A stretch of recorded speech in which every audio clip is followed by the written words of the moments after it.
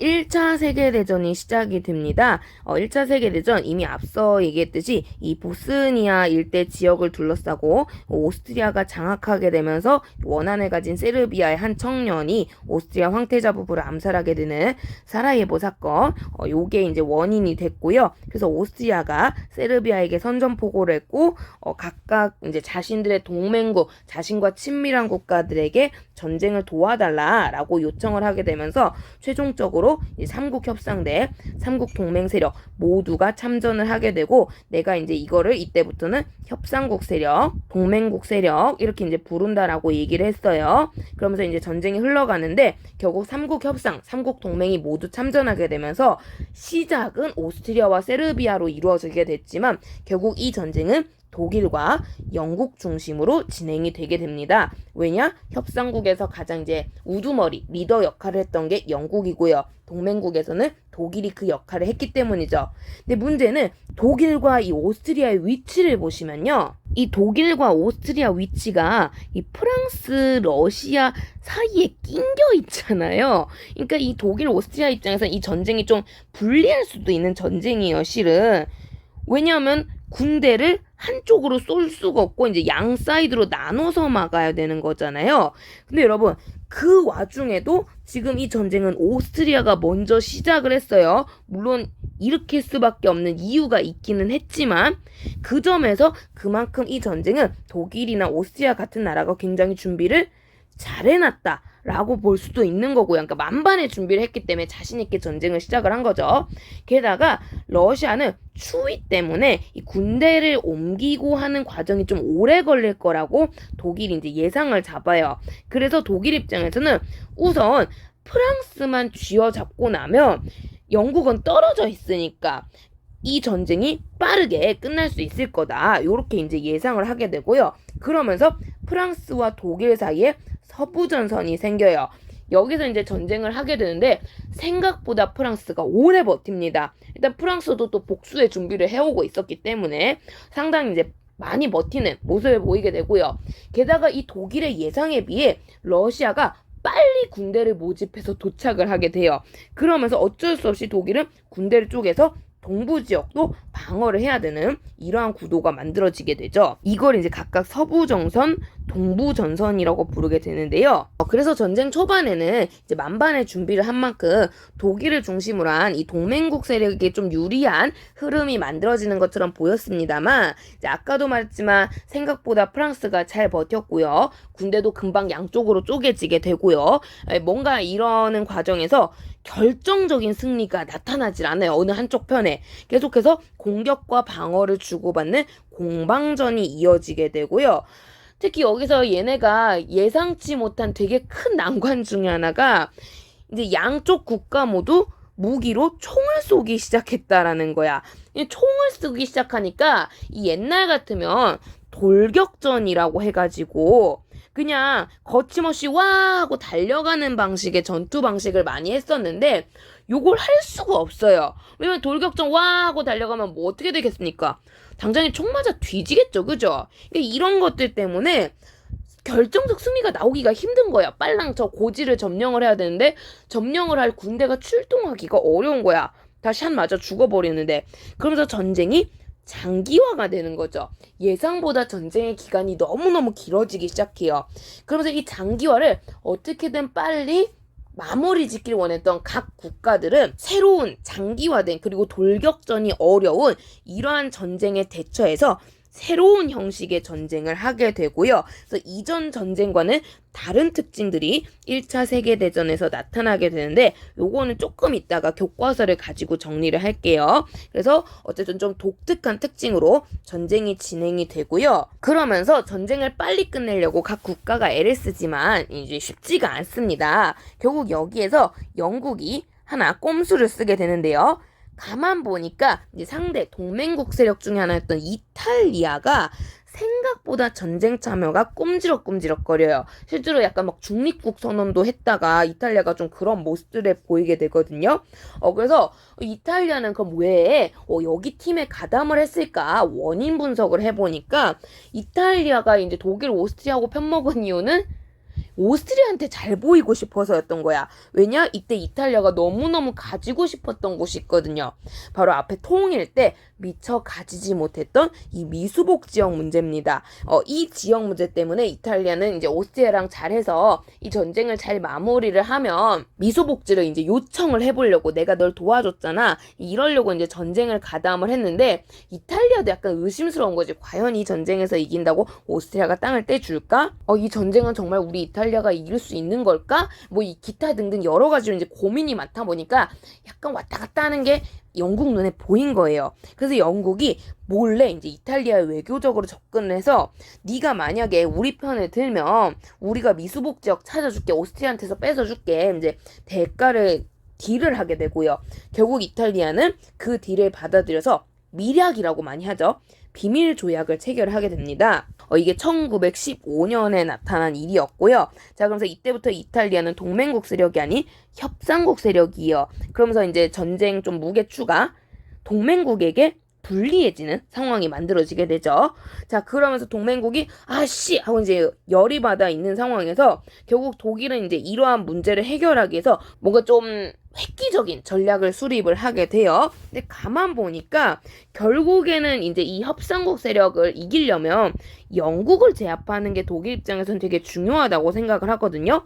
근데 이 영국이 고작 저 조만한 섬나라 주제에 뭘 저렇게 잘 버틸까 하고 보니까 결국에는 이제 대륙봉 세력 때도 그렇고 이 섬나라 영국으로 엄청난 양의 물자가 들어오고 있는 거야. 배를 타고. 이걸 보면서 이 배들을 막아야 영국을 견제를 할 수 있겠구나 라고 해서 이때 독일이 여기 적혀있죠, 교과서에. 무제한 잠수함 작전이라고 해서 그냥 영국 주위에 오는 모든 배들을 불태워버리겠다, 잠수함 어뢰를 발사하겠다, 요런 식의 이제 작전을 세우게 돼요. 그게 이제 화물선이 됐건 무역선이 됐건 여객선이 됐건 가리지 않는다, 무조건 쏜다. 그러니까 니네 죽기 싫으면 영국한테 뭐 갖다 주러 오지 마라, 이런 식으로 하게 되는 거야. 그래서 이 무제한 작전을 발표를 하게 돼요. 진짜 말이 안 되는 작전인 거죠. 민간인이고 뭐 아무것도 상관하지 않고 막 쏘겠다는 거야. 근데 이것 때문에 이제 붕괴를 하게 된 게, 이 과정에서 영국 여객선을 탔다가 미국인들이 대형으로 사망을 하는 일이 생겨요. 이것 때문에 이제 미국이 갑작스럽게 이 전쟁에 참전을 하게 되는데요. 자, 당시 원래 미국은요, 자기들이 예전에 뱉었던 멀로주의, 멀로선언 때문에 뭐 유럽의 문제잖아, 이 전쟁은 결국에는. 그러면서 가급적이면 이 전쟁에 참전을 안 하려고 했어요. 안 하려고 했는데 이 교과서 172쪽에 있거든요. 내가 지금 화면 전환이 힘들어서 지금 못 피고 있는데, 여기에 보시면 이 루스타니아호 사건이라고 해서 미국인들이 대량으로 이제 사망을 한 사건이 발생을 하게 돼요. 이것 때문에 이제 열이 받으면서 미국이 야, 우리가 중립을 하는 게 옳은 것인가? 이런 논의를 하면서 결국에는 몇 년 뒤 참전을 선언하게 됩니다. 근데 또 이 중간 과정에서 사건이 생겨요. 바로 이제 협상국 세력이었던 독일의 군대를 양쪽으로 쪼개놓았던 이 러시아가 전선을 이탈하게 됐다라는 건데요. 이건 이제 미국이 참전하기 좀 직전의 일인데, 앞서 말했듯이 러시아는 다른 나라에 비해 이제 추위 때문에 발전의 속도가 많이 느린 상태라고 했죠. 실은 그래서 이때 러시아 국력이 상당히 많이 떨어져 있는 상태였거든요. 그래서 이제 그 러시아가 나름대로 이제 위로를 한 거지. 1차 대전에서 승리만 하면 우리 러시아가 막강한 이권을 얻어가지고 니네 잘 먹고 잘 살 수 있다, 이제 이런 식으로 당시 러시아 황제 짜르라고 많이 하죠. 설득을 하고 있는 상황이었는데 생각보다 전쟁이 길어지게 되는 거예요. 독일 압박이 생각보다 거셌다라는 거지. 결국엔 여기에 분노했던 당시 러시아 국민들이 믿을 수 없다, 짜르 믿을 수 없다, 그러면서 그냥 우리 농민 노동자들 일반인들 중심이 된 세상을 만들려다, 우리는 마르크스의 이론을 따르란다, 이러면서 최초의 사회주의 혁명인 러시아 혁명을 일으키는 일이 발생을 하게 됩니다. 그러면서 나라 안이 가뜩이나 좀 힘든데 혁명 때문에 더 혼란해지게 되니까 도무지 전쟁을 지속할 수가 없게 돼버리는 거예요. 그래서 혁명이 발생한 1년 뒤 결국 독일과 조약을 맺어서 전선을 이탈하는 그러한 상황이 만들어지게 되고요. 그래서 그 당시 독일 군대가 양쪽으로 쏠려 있었잖아요. 근데 한쪽으로 이제 몰릴 수 있는 계기가 된 거죠. 프랑스랑 영국 쪽으로 집중을 할 수 있게 된 거예요. 덕분에 협상국 되게 빡치는 거죠. 그래가지고 협상국 입장에서는 되게 위기일 뻔했던 상황인데 다행인 건 이제 그 비스무리한 시점에 미국이 결국 참전을 결정을 하게 되면서 미국은 이제 어마무시한 자원, 미국도 땅덩어리가 오죽 넓습니까? 그걸 가지고 도와주는 그런 모습들을 보여주게 되고요. 결국은 이제 공방전을 반복한 끝에 결과적으로 보면 여러분 이 러시아가 전선을 이탈하긴 했어도 이탈리아의 배신, 미국의 참전, 협상국에게 유리해지는 거죠. 그러면서 동맹국들이 차례차례대로 항복을 하게 되고요. 결국 이러한 이제 상황에 버티지 못했던 독일 안에서도 혁명이 발생을 하게 돼요. 이씨 전쟁 좀 그만하라고 이러면서 이제 결국 이것 때문에 독일 제국이 무너지고 이 당시 독일에 바이마르 공화국이라고 새로운 공화국이 출현을 하게 됩니다. 그러면서 이 나라는 우리는 전쟁을 하고 싶지 않습니다 하면서 항복을 선언을 하게 돼요. 그래서 굉장히 이제 복잡한 이 과정 끝에 전쟁이 마무리가 됩니다. 자, 이렇게 1차 세계대전에 대해서 정리를 했는데요. 분명히 지금 이 영상 보면서 선생님 순서 진짜 너무 헷갈리는데요. 뭐가 이렇게 복잡한가요? 라고 얘기하는 친구들이 있을 것 같아요. 그래서 선생님이 교과서 171페이지에 있는 연표를 이용해서 1차 대전의 흐름을 순서대로 다시 한번 정리해 보도록 하겠는데요. 자, 1차 세계대전은 앞서 말했던 이 사라예보 사건, 오스트리아 황태자 부부가 암살되는 요 사건을 계기로 시작이 됐다라고 볼 수 있고요. 자, 원래 독일은 한 2-3달 정도면 전쟁이 마무리가 되겠지라고 생각을 해가지고 이 전쟁을 참전을 하였으나 생각보다 전쟁이 길어지기 시작합니다. 그래서 6개월, 1년이 지나도 기미가 안 보여요. 이때 영국이 외교적 전략을 잘 사용해서 이탈리아를 꼬드기게 되는 거죠. 바로 여기 적혀있듯이 1915년 이탈리아가 연합국, 협상국의 편으로 가담하는 모습을 보이게 되고요. 그러다 보니 독일은 굉장한 위기심을 겪기 시작합니다. 이 위기심의 과정에서 독일이 큰 실수를 저지르니 바로 영국 해상으로 다가오고 있던 여객선 하나를 침몰하게 됩니다. 이게 다음 페이지에 있는 루시타니아호 사건인데요. 이 루시타니아호 사건은 실은 엄밀히 말하면 이탈리아가 이제 배신을 때렸던 요 다음에 이제 같은 1915년이긴 한데 요 시기에 이제 나타난 사건이고요. 솔직히 엄밀히 말하면 이건 무제한 잠수함 작전 때문은 아닌데 어쨌든 독일이 무차별적으로 상대를 가리지 않고 이제 공격하다가 나타난 사건이에요. 결국 이 사건이 이제 미국에게 참전의 필요성을 좀 느끼게 만들었던 사건이고요. 그 상황에서 이왕 이렇게 된 거 하면서 독일이 본격적으로 무제한 잠수함 작전을 선언을 하게 됩니다.